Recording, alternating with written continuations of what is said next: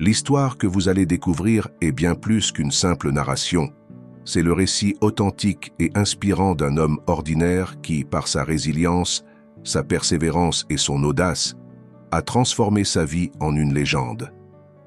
Harland Sanders, plus connu sous le nom de Colonel Sanders, a surmonté d'innombrables obstacles pour finalement fonder l'une des plus grandes chaînes de restauration rapide au monde, Kentucky Fried Chicken, KFC. Son parcours est une leçon de vie pour tous ceux qui cherchent à surmonter les épreuves et à réaliser leurs rêves, même face à l'adversité. Plongeons ensemble dans cette histoire vraie qui nous rappelle que le succès n'est pas toujours linéaire et que chaque échec peut être une opportunité de croissance. L'histoire du colonel Sanders est un témoignage poignant de résilience, de persévérance et de la capacité humaine à transformer les épreuves en succès. Né à Henryville, Indiana, en 1890, Harland Sanders a surmonté de nombreuses difficultés pour finalement fonder l'une des plus grandes chaînes de restauration rapide au monde, Kentucky Fried Chicken, KFC. Son parcours est une leçon de vie pour tous ceux qui cherchent à surmonter les obstacles et à réaliser leurs rêves, même face à l'adversité. À l'âge de 6 ans, Harland Sanders perd son père et sa mère doit commencer à travailler dans une conserverie de tomates, le laissant s'occuper de ses frères et sœurs. La vie le frappe durement à un très jeune âge, et à 10 ans, il doit déjà travailler comme ouvrier agricole. Cette situation difficile forge son caractère et lui apprend très tôt la valeur du travail et de la responsabilité.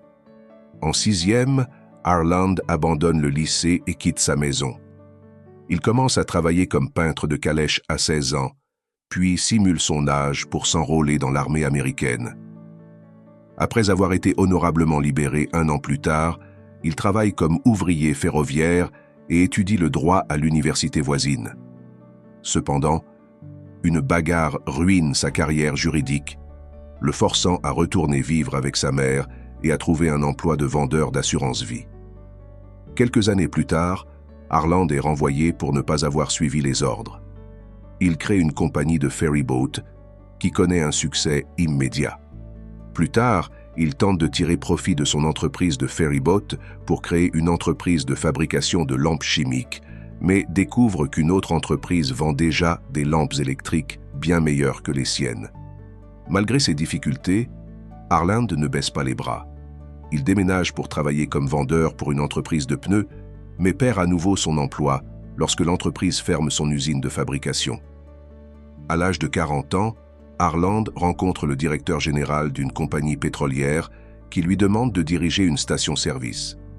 Cependant, la station doit fermer à cause de la Grande Dépression. La compagnie pétrolière Shell lui offre alors une station-service sans loyer en échange du paiement à la société d'un pourcentage des ventes.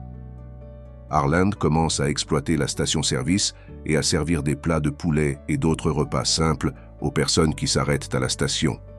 Son poulet poêlé devient rapidement un favori des gens de la région, le rendant célèbre localement. Quelques années plus tard, Harland retire la station et lance un restaurant approprié.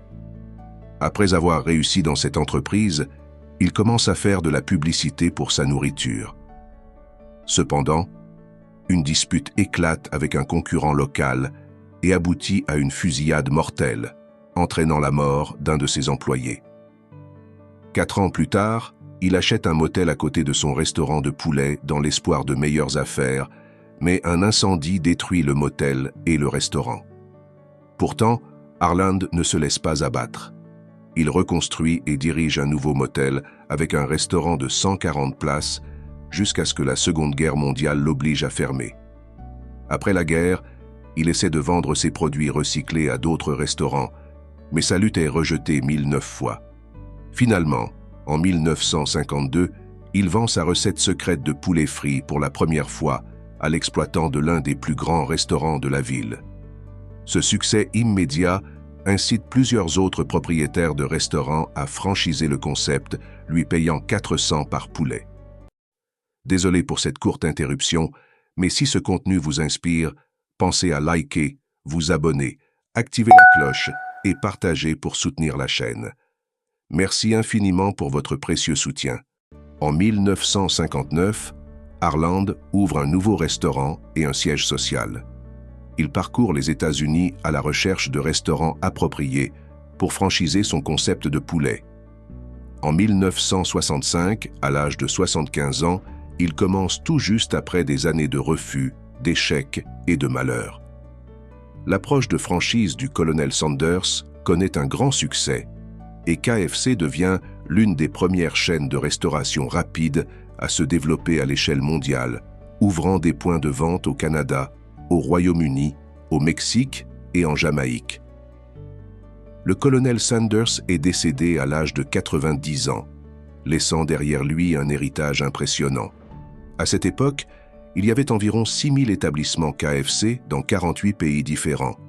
En 2018, il y avait 22 621 restaurants KFC dans le monde. Si vous êtes submergé par le rejet ou découragé par les revers, souvenez-vous de l'histoire du colonel Sanders. Malgré des milliers de rejets et de malheurs, il est devenu le cuisinier le plus célèbre du monde après avoir atteint l'âge de la retraite.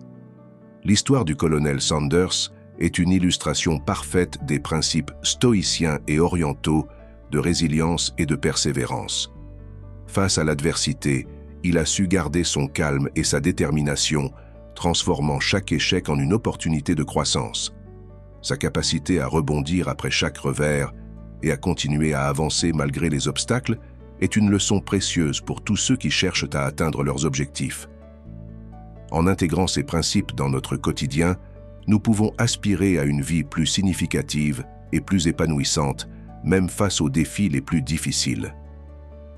La philosophie stoïcienne nous enseigne à accepter ce que nous ne pouvons pas changer et à concentrer nos efforts sur ce que nous pouvons contrôler. De même, la philosophie orientale nous encourage à trouver la paix intérieure et à voir les épreuves comme des opportunités de croissance personnelle. En combinant ces deux approches, nous pouvons développer une résilience inébranlable et une sérénité face aux aléas de la vie. Votre soutien est essentiel pour que nous puissions continuer à créer du contenu inspirant. Alors n'oubliez pas de liker, de partager et abonnez-vous à notre chaîne pour ne rien manquer de nos prochaines vidéos. À très bientôt sur Sagesse Croisée.